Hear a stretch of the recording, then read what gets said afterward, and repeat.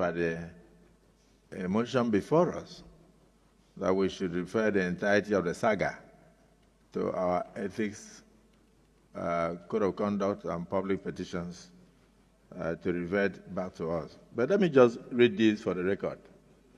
Even the first time the issue came up here, our distinguished sister was not even speaking from her seat. And that was when we tried to call her to order.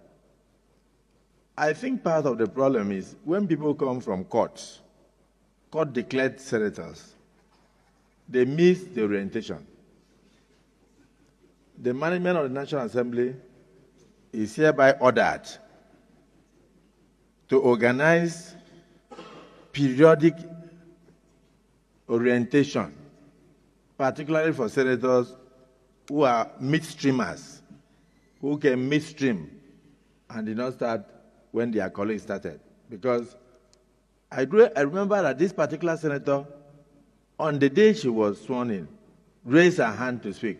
I was scared, but I had to recognize her because I was saying, you just gave her the rule book. Part of what we give to you when you are sworn in is a standing order of the Senate.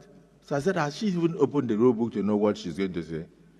But she made the contribution on that day. I think 2 days later, she brought a motion. There's nothing wrong in being vibrant, but there's a lot wrong when you don't know anything about the procedure. You can't be a Reverend Father and go and start the church service with communion. You must lay foundation. So let me refer you to section 66 of our rule book. Section 66, subsection 1. It says, the President of the Senate or the chairman, maybe while sitting as chairman of committee of the whole,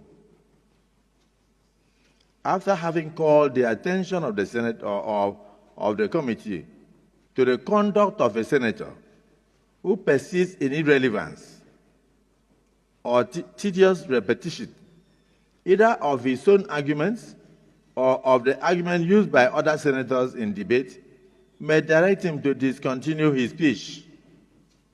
So even when you are talking, the Senate President has a right to ask you to discontinue your speech. And then section 66(2) says, if such a senator refuses to resume his or her seat, this is the first time the rule book is even referring to her, the President of the Senate, or in the case of sitting as chairman of committee of the whole, shall order such a senator whose conduct is grossly disorderly to withdraw immediately from the Senate during the remainder of that day's sitting.